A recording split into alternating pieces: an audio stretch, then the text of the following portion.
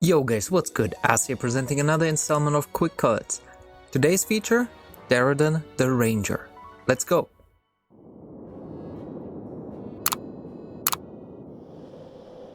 Deradan is a rare fire hero of the Chaos type. He deals magical damage. Deradan's passive is Focused Shot, afflicting targets with a focused fire mark, decreasing their attack and defense on basic attacks. S1 increases his hit by 6 for 12 turns and costs 1 mana. His S2 deals 490% piercing damage to a single target and costs 5 mana. He wears all legendary pieces, focusing on attack, attack speed and critical damage. Let's get into some PvP.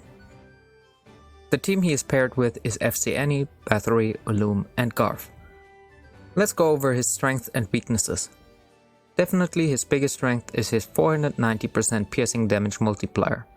It's the highest in the game for piercing damage, followed by Monica with 420%.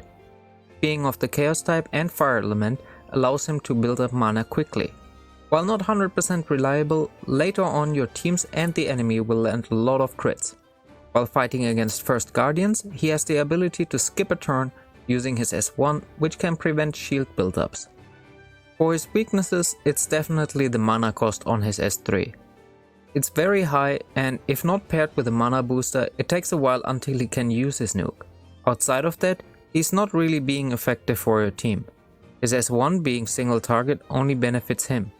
His critical hit is only at 60, which makes him very reliant on breaks to actually put out his damage. Overall, he's a very selfish hero, which in the current state of the game is rather disadvantageous.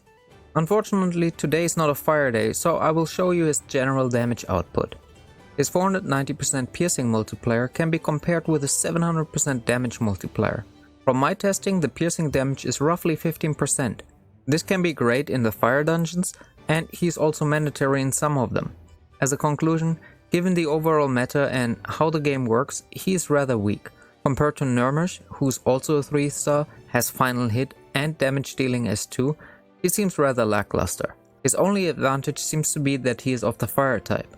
However, there are a lot of replacements in the nature and even within the fire category. Because it's so easy to get good legendaries, he seems out of place.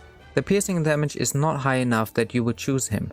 According to my calculations, once enemies get above 2300 defense, he could pull ahead against 700% multipliers, but being a rare with lower base stats, a starter would still be better due to a higher multiplier and stats.